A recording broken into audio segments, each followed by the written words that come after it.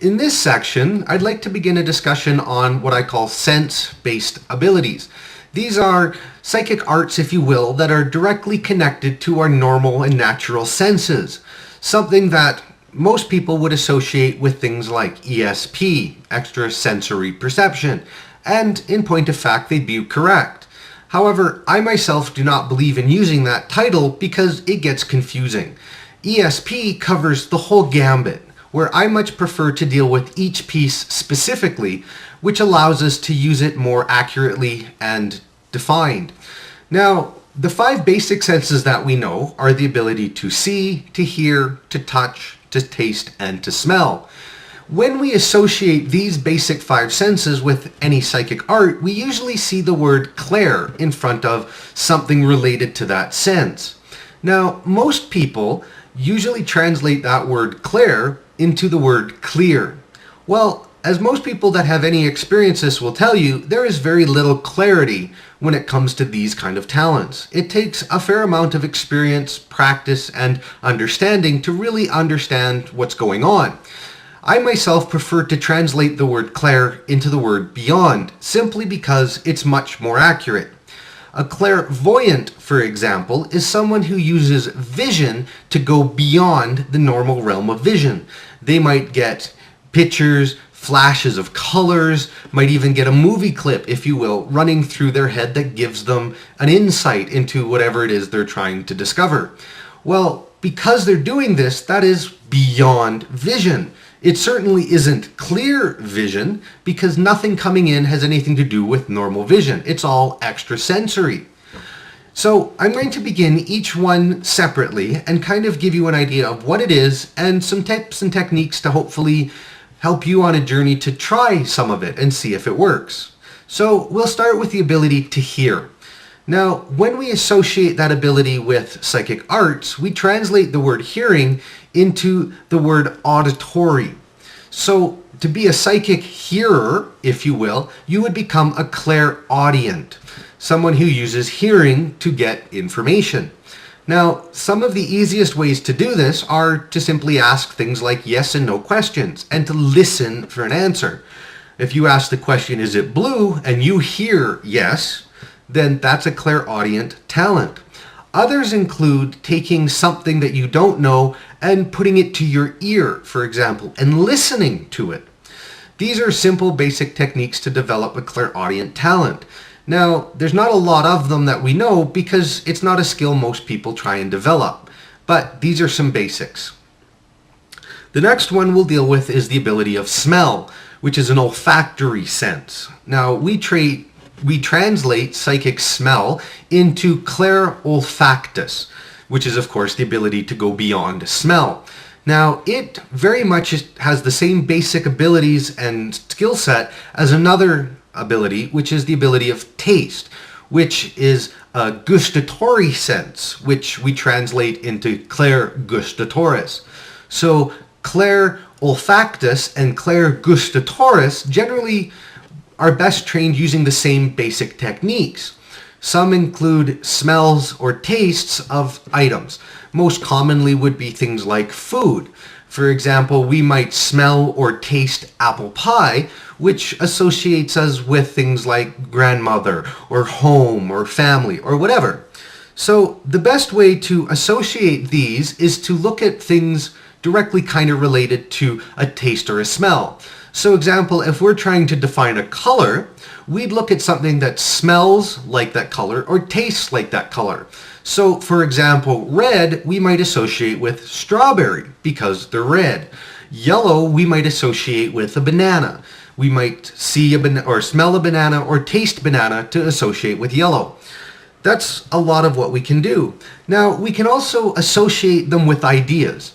Like I said, with apple pie, the sense of home and family. So these are some basics. The next sense is the ability of touch, which is a tactile sense. This translates into the word clairtactilis. It's simply the ability to feel beyond normal. Now, most people, when they use this ability, generally do it more indirectly, if you will.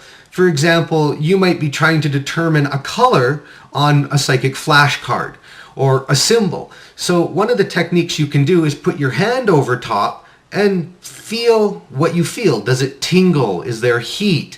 That would be a tactile sense. That would allow you to get information.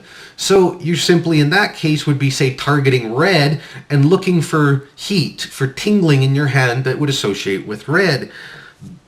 Others could include pressure, yes and no, as in people that can't communicate, the idea of blinking once for yes or twice for no. You can also provide pressure, someone holding your hand, impacting your skin, to include the same basic ideas. Then finally is the one that is most common of the five senses, the ability of vision, which is what we translate into clairvoyant. Now, this is the most known and the term that is most widely used, but it's important to keep it separate. It really is first and foremost about vision. Now, as we discussed earlier, that generally includes images and pictures that give us information. So the easiest way to use some of these talents is actually to make your own psychic flashcards. I myself do not recommend buying them because they're readily easy to make. The simplest, easiest way to do that is to go out and buy things like Bristol board or to salvage things like cereal box cardboard. The idea behind it is that it's thick enough that you can't see through it. Now, what you can do is draw the symbols, colors, numbers onto pieces of paper and glue them onto the cardboard or Bristol board, or you can do it directly. Now, what this does, it gives you something to work with. So to try and find out what it is, you can yourself hold the card up backwards so you can't see it and guess what it is. Or you can have a friend do it. Now, I myself don't recommend combining things. If you're going to do color, stick to color. If you're going to do symbols, stick to symbols. Numbers. Certainly use all three, but just don't get into like one blue wavy line. It's too confusing. That's something you can develop later. Others that are really good include using playing cards. For example, you can start at the beginning just simply with black or red. Then you can go into more in depth. You can start adding diamonds, hearts, spades, and clubs. You can then try and go for each of the suits, as well as then going for if it's a face card or a number card. As you evolve, you can then go to each individual card, upping the level of skill as we go.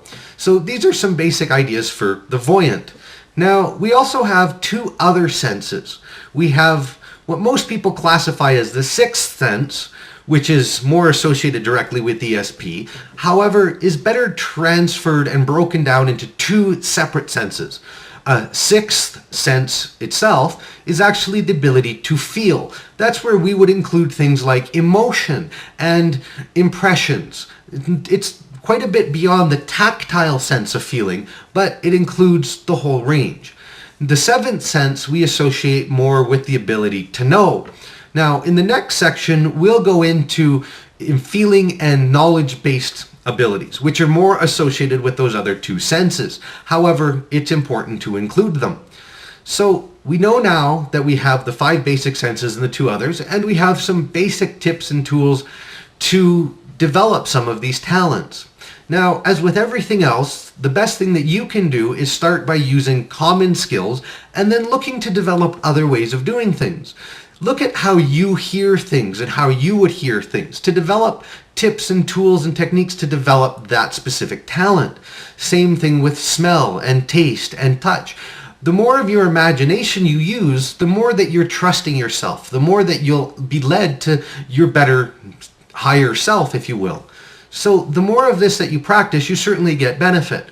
Now, remember, as with everything, not everyone's the same. So some people will have success with senses, others may not have any success with senses, and that's normal. That's perfectly natural. So use your creativity, trust in yourself, and give it a whirl. You really have nothing to lose and lots to gain. See you in the next section.